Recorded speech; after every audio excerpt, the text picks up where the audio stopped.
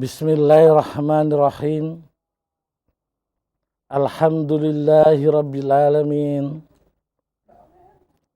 Ashhadu an la ilaha illallah wa ashhadu anna Muhammadar Rasulullah. Allahumma salli ala Muhammad wa ala alihi wa ashabi ajma'in. Qala Allah Ta'ala fil Qur'anil Azim, Inna Allah wa malaikatahu yusalluna 'alan nabi ya ayyuhalladzina amanu sallu 'alaihi wa sallimu taslima. Allahumma shalli wa barik alaihi. Ma'asyiral muslimin, hadirin dan pemirsa sekalian, Assalamualaikum warahmatullahi wabarakatuh. Waalaikumsalam warahmatullahi wabarakatuh. Selamat berjumpa kembali pada majelis ilmu bersama Jamaah Laduna Ilma Indonesia dengan mata kuliah Ma'rifatul Imamah yang dialih bahasakan menjadi mengenal imam. Pemirsa dan hadirin sekalian,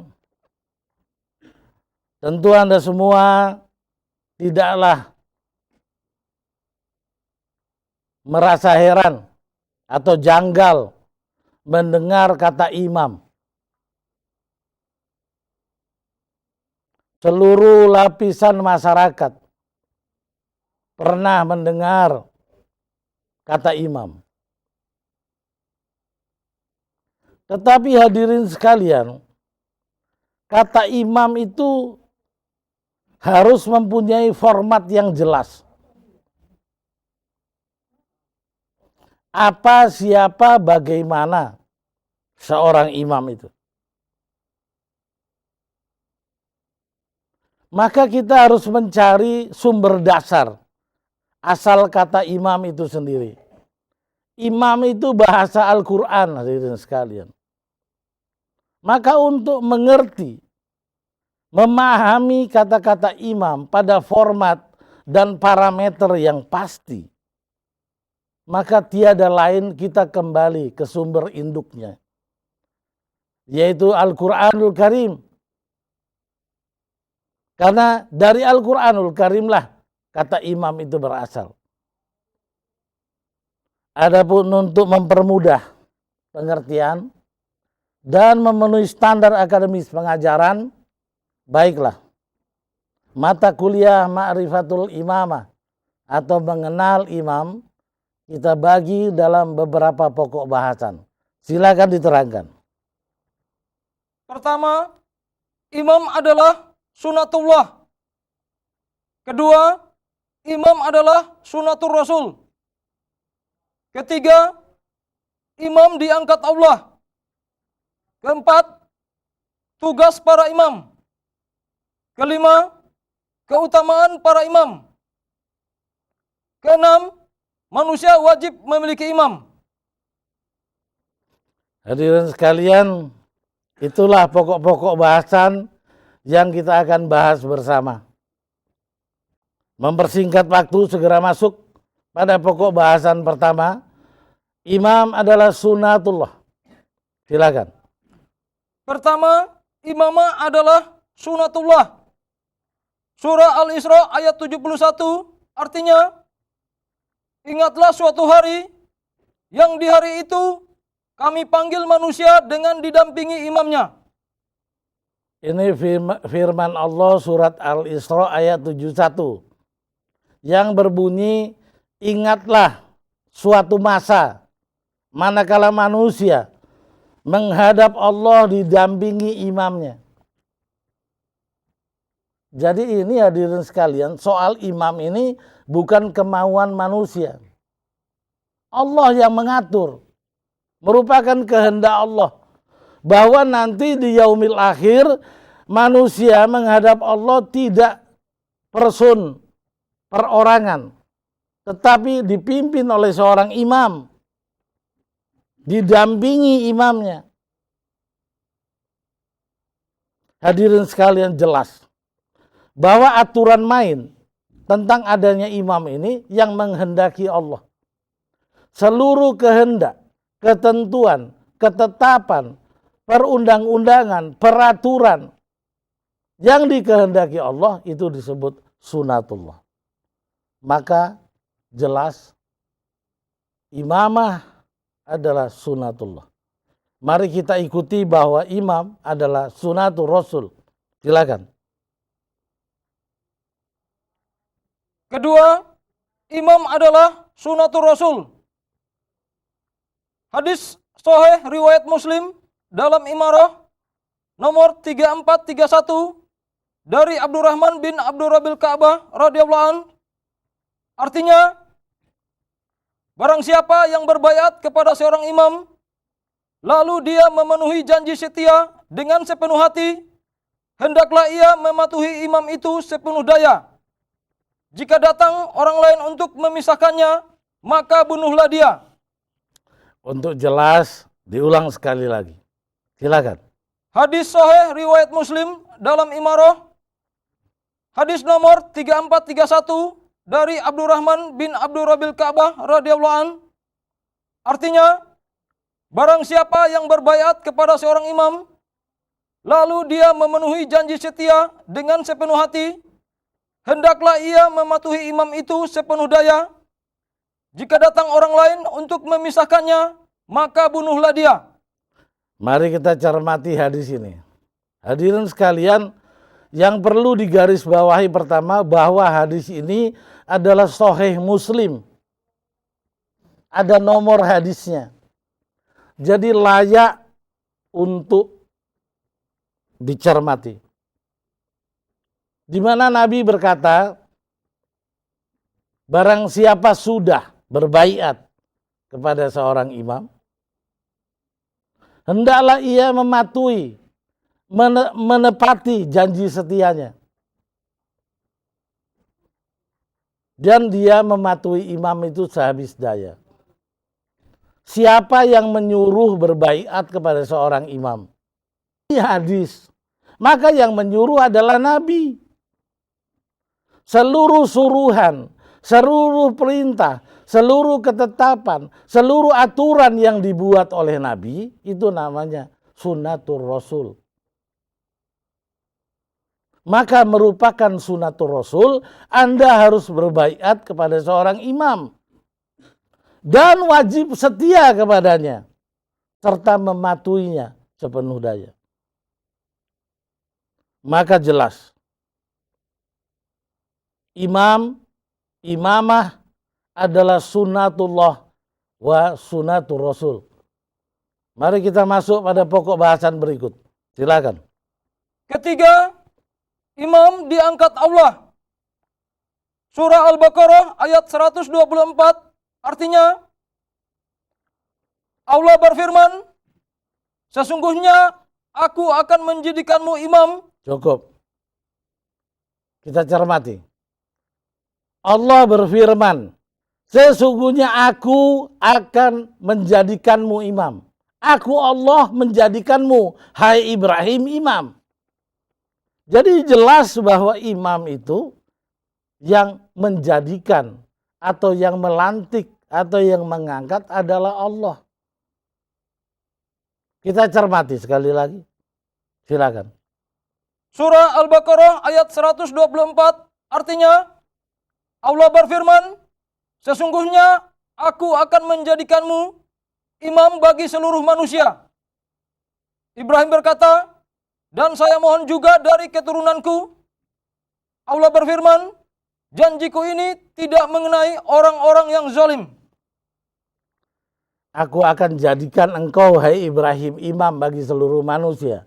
Lalu Ibrahim usul, juga dari turunanku, ya Allah, ya, turunanmu juga aku akan jadikan imam. Yang penting mereka tidak zalim. Jadi jelas dari ayat ini, muhkamat, tidak bisa ditolak bahwa imam itu diangkat oleh Allah. kita perkuat dengan ayat-ayat yang lain. Silakan. Surah Al-Anbiya ayat 73 artinya, kami telah menjadikan mereka itu sebagai imam-imam yang memberi petunjuk dengan perintah kami. Hadirin sekalian, perhatikan dengan cermat. Kami jadikan mereka itu imam-imam. Kami di sini adalah Allah plus seluruh aparaturnya.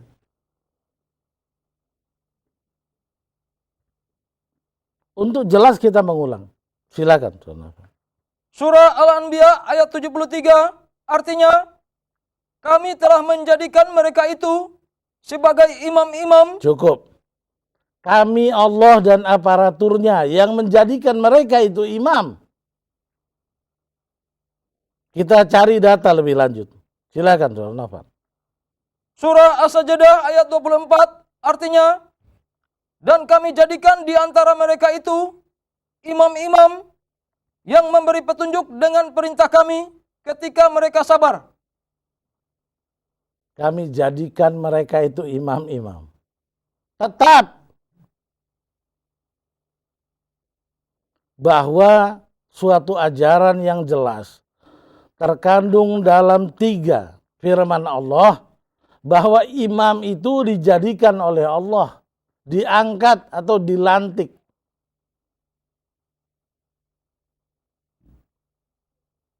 Hadirin sekalian, kita mengingat kembali ayat terdahulu, di mana Allah berfirman, hai orang-orang yang beriman, masuklah Islam secara kafah, menyeluruh, dan jangan engkau ikuti langkah-langkah setan yang akan membuat Islam tidak kafah.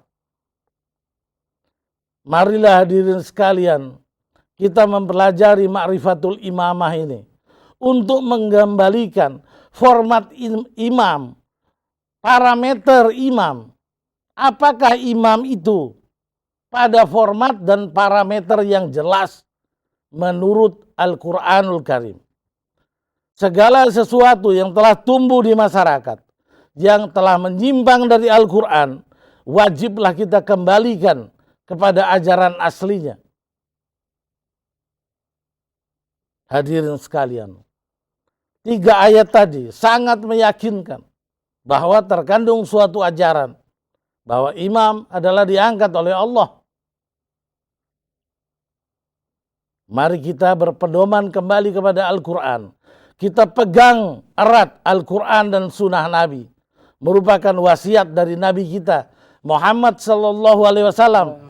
Barang siapa yang berpegang kepada keduanya, maka ia selamat.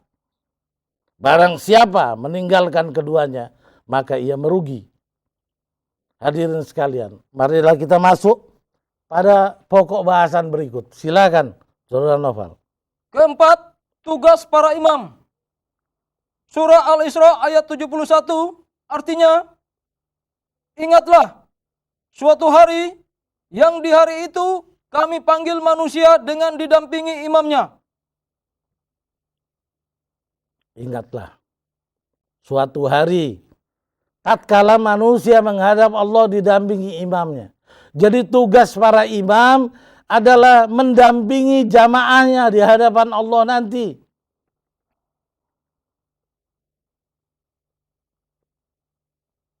Ini yang menentukan Allah. Bukan suatu peraturan yang dibuat manusia. Ini firman Allah. Ingatlah manakala suatu hari manusia menghadap Allah didampingi imamnya. Mari kita kembali ke Al-Quranul Karim. Tugas seorang imam dan juga tersirat kewajiban manusia memiliki imam.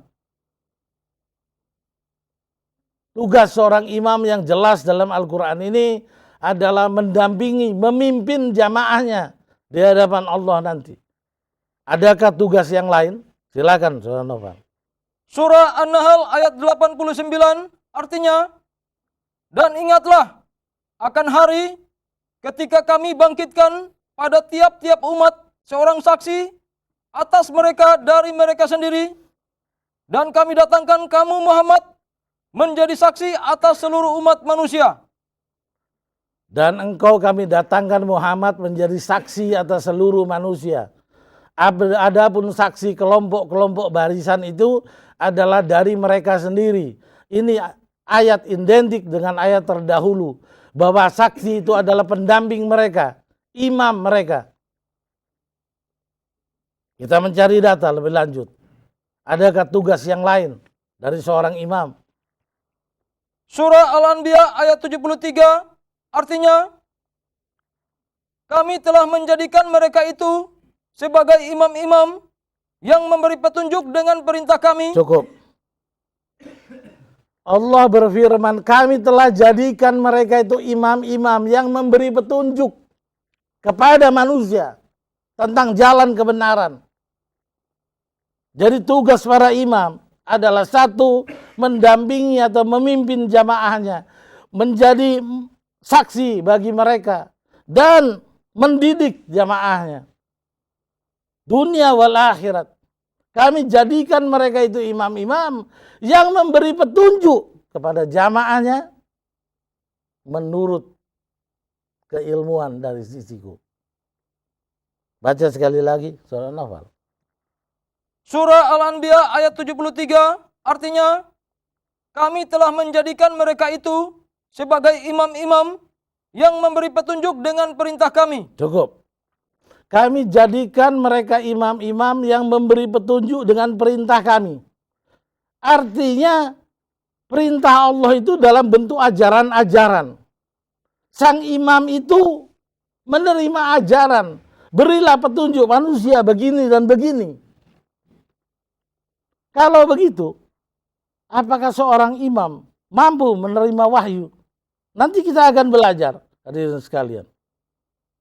Sebagai seorang muslimin, Anda tidak boleh memprediksi suatu perkara gaib. Saudara punya dalil Al-Quranul Karim. Mari kita belajar bahwa tugas seorang imam adalah mendampingi, menjadi saksi atas jamaahnya, dan mengajar mereka ke jalan kebenaran berdasarkan perintah-perintah Allah. Mari kita masuk pada bahasan berikut. Kelima, keutamaan para imam. Surah Al-Anbiya ayat 73 artinya, kami telah menjadikan mereka itu sebagai imam-imam yang memberi petunjuk dengan perintah kami, dan telah kami wahyukan kepada mereka mengerjakan kebaikan. Telah kami jadikan mereka itu imam-imam yang memberi petunjuk dengan perintah kami. Dan kami wahyukan kepada mereka. Berarti imam itu mampu menerima wahyu. Bukan seorang imam bila tidak mampu menerima wahyu. Itu format Al-Quran. Dalil, huda, pedoman. Silakan baca sekali lagi surah Nafal. Surah Al-Anbiya ayat 73 artinya, kami telah menjadikan mereka itu sebagai imam-imam yang memberi petunjuk dengan perintah kami, dan telah kami wahyukan kepada mereka. Dan telah kami wahyukan kepada mereka imam-imam itu. Lanjut. Mengerjakan kebaikan, mendirikan sembahyang, menunaikan zakat, dan hanya kepada kamilah mereka selalu menyembah. Satu keutamaan para imam. Format seorang imam, parameternya adalah imam itu mampu menerima wahyu. Kita cari keutamaan imam yang lain. Silakan. Surah Al-Baqarah ayat 282 artinya, dan bertakwalah kepada Allah, Allah mengajarmu, dan Allah Maha mengetahui segala sesuatu. Bertakwalah, Allah mengajarmu, Allah mendidikmu. Bahwa orang bertakwa itu dididik langsung oleh Allah. Para imam adalah menerima perintah-perintah Allah. Orang yang dididik oleh Allah. Mampu menerima wahyu. Berarti para imam adalah orang-orang yang bertakwa. yang mendapat ilmu langsung dari sisi Allah. Jadi di samping mereka menerima wahyu, keutamaan para imam adalah orang-orang bertakwa yang dididik langsung oleh Allah Subhanahu wa taala. Kita mencari data berikut tentang keutamaan seorang imam. Surah At-Takasur ayat 5 sampai 6 artinya, jika kamu mengetahui dengan ilmu yakin, niscaya kamu benar-benar akan melihat neraka jahim. Ini hadirin sekalian surat At-Takasur. Bila engkau memiliki ilmu yakin, bila engkau melihat dengan ilmu yang namanya ilmu yakin, pasti engkau akan bisa melihat neraka. Kalau neraka engkau bisa lihat, maka surga pun adalah suatu elemen yang sama. Sidratul Muntaha, Lauhil Mahfuz, kalam, kursi, ars, dan lain sebagainya. Ini adalah kemampuan alim ulama. Para imam adalah alim yang memiliki pengikut.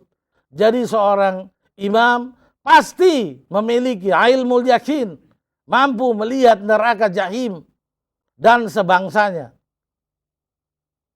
Adakah keutamaan para imam yang lain? Mari kita mencari data di dalam Al-Quranul Karim dan Sunnah Nabi. Silakan. Surah Al-Kahfi ayat 65 artinya, lalu mereka bertemu dengan seorang hamba di antara hamba-hamba kami yang telah kami berikan kepadanya rahmat dari sisi kami dan yang telah kami ajarkan kepadanya ilmu dari sisi kami atau laduna ilma. Hadirin sekalian, ini suratul Kahfi 65. Kisah tentang Khidir alaihissalam, di mana Allah menjelaskan Khidir adalah hamba Allah yang dirahmati, yang diberikan ilmu laduni, laduna ilma, ilmu dari sisi Allah. Sedang para imam adalah orang-orang bertakwa yang mendapat didikan langsung dari Allah. Maka mereka memiliki juga laduna ilma, ilmu-ilmu dari sisi Allah. Merupakan ilmu-ilmu hakikat. Thariqatul Aulia, atau langkah-langkah menuju kewalian. Adakah keutamaan imam yang lain? Mari kita belajar pada Al-Quranul Karim dan Sunnah Nabi. Surah Yusuf ayat 6 artinya, dan demikianlah Tuhanmu memilih kamu untuk menjadi nabi dan diajarkannya kepadamu sebahagian dari tabir mimpi-mimpi. Ini kisah Yusuf, hadirin sekalian. Bahwa Nabi Yusuf mengajarkan takwil atau takbir mimpi. Mengartikan, menerjemahkan mimpi-mimpi yang benar. Hadirin sekalian, perlu saya ajarkan. Nabi berkata, mimpi itu ada 3. Yang satu tipuan setan, namanya gulmi. Mimpi kedua adalah permainan bawah sadar, sesuatu yang sangat diingat-ingat benar. Yang ketiga namanya ru'yatun sholihah, mimpi-mimpi dari sisi Allah, bahagian daripada kewahyuan. Hadirin sekalian, para imam juga menerima kemampuan mentakwil mimpi. Mereka adalah orang-orang bertakwa yang dididik di sisi Allah Subhanahu wa taala. Hadirin sekalian, bahwa mimpi telah tidak dianggap oleh manusia. Bahwa mimpi adalah satu-satunya jalur komunikasi antara Tuhan dan hamba. Bila saudara telah menutup jalur satu-satunya yang disebut ru'yatun sholihah, maka saudara tidak mungkin lagi menghubungi Allah. Karena Nabi berkata, sesudah aku mati nanti, nubuatan atau wahyu kenabian itu musnah. Sisa satu, yaitu mubasirah, ru'yatun sholihah, mimpi-mimpi dari sisi Allah. Bila mimpi yang satu ini kita tinggalkan, maka tertutuplah hijab antara hamba dengan Khalik. Tidak dapat lagi berkomunikasi. Hadirin sekalian, selain mentakwil mimpi, adakah kelebihan, keutamaan seorang imam? Mari kita belajar. Silakan. Hadis riwayat Ibnu Jarir dari Sauban, dikutip dari kitab Al-Jami'u Syagir 1, halaman 94, artinya, hati-hatilah terhadap firasat orang mukmin, karena sesungguhnya dia memandang dengan nur Allah dan berkata dengan pertolongan Allah.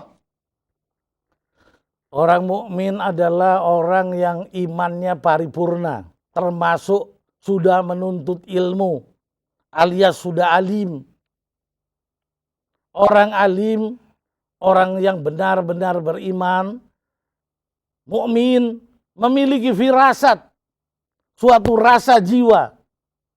Bila dia melihat jamaahnya, dia tahu jamaah ini telah melakukan dosa. Allah marah kepadanya. Allah benci. Allah melaknat.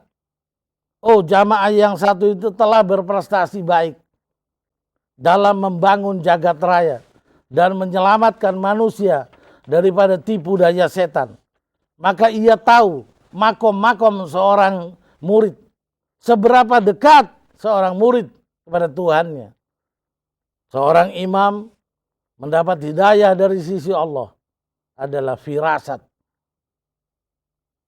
Saudara tidak perlu heran atas firasat. Seekor anjing pun punya firasat. Mana orang beriman dan mana papan curi. Seekor anjing punya firasat. Mana peti yang berisi narkoba dan mana peti yang tidak berisi. Maka bila seorang alim memiliki firasat, itu adalah suatu hal yang wajar. Tidak perlu kita heran. Karena anjing pun memiliki firasat. Kita belajar lebih lanjut. Adakah keutamaan imam yang lain? Hadis riwayat Ibnu Majah dalam Al-Juhud, hadis nomor 4304, artinya dari Utsman bin Affan, dia berkata, Rasulullah bersabda, 3 golongan yang memberi syafaat di hari kiamat, yaitu para nabi, para ulama, dan para syuhada. Hadirin sekalian, pemirsa di rumah, seorang alim memiliki hak syafaat. Orang-orang yang masuk surga yang dikenalinya, seorang alim mempunyai hak yang diberikan Allah untuk mengeluarkan orang itu dari neraka. Adapun para imam adalah orang alim yang memiliki pengikut. Maka para imam adalah orang-orang yang mempunyai hak syafaat pada yaumil akhir nanti. Ini adalah keutamaan para imam. Hadirin sekalian, dalam majelis ilmu yang singkat tidaklah dapat kita kemukakan berpuluh-puluh keunggulan dan keutamaan para imam. Maka saya simpulkan, para imam adalah menjadi pendamping dan saksi di hadapan Allah. Para imam bertugas memberi pengajaran kepada jamaahnya menuju jalan kebenaran. Irji ila rabbi, taqarrub ilallah. Seorang imam memiliki keunggulan-keunggulan yang lain. Firasah dan lain sebagainya. Bila Anda ingin memahami format parameter imam secara sempurna, carilah alim billah, pewaris Nabi, yang dapat menjelaskan format dan parameter imam yang sejati. Sekian penyampaian saya. Semoga ada manfaatnya. Wassalamualaikum warahmatullahi wabarakatuh. Waalaikumsalam warahmatullahi wabarakatuh.